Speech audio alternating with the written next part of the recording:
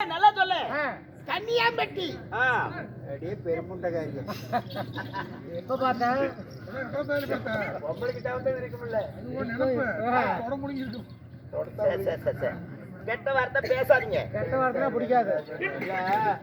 கவலை தண்ணி முழுங்கினா போய் கொண்டை தொட முழுங்கி. ஒண்ணு 12 விடு. கன்னியாம்பட்டி என்றால்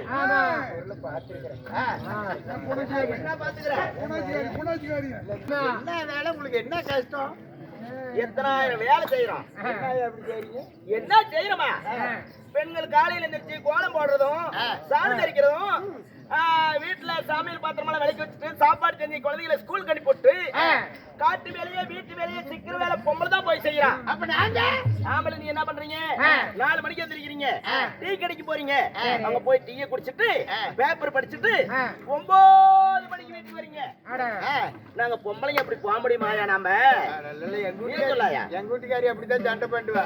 சோறாக்குறேன், சாறு காய்ச்சறேன், பிள்ளைங்களுக்கு துணி துவைக்கிறேன், உனக்கு துவைக்கிறேன்.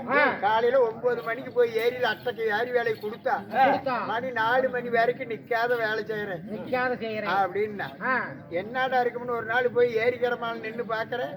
ஒரு கார சட்டி வச்சு ஒரு மம்மிக்கு கொத்த மண்ணள்ளி ஒரு கிளவி போடுறான். அவ எடுத்து இன்னொருத்தி தலைமாலை வைக்கிறான்.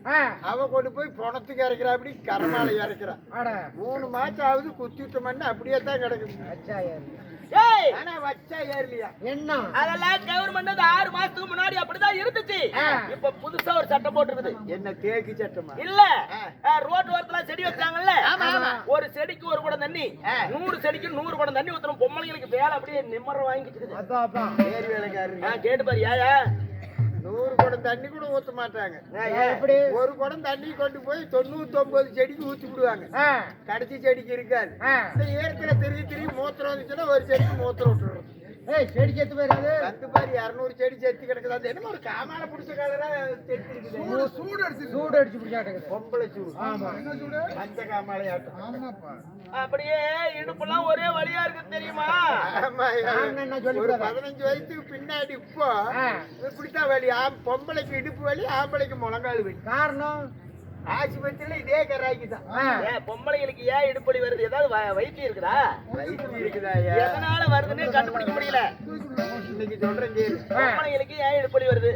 எதனால பொம்பளைங்களுக்கு இடுப்பு வலி, ஆம்பளைங்களுக்கு முழங்கால் வலின்னு கேளு. அவங்க சும்மா வாக்குறாங்க. என்ன பண்றாங்க? மனுஷனை ஊத்திரி மண்ணி இப்படி படிச்சுக்கிறாங்க. ஆமா, லெவலா பூமியில அடிக்க அடிக்க அவங்களுக்கு இடுப்பு வலி. பாதையில நிக்காத இப்படி மண்டி போடுறானா இவனுக்கு முழங்கால் வலி.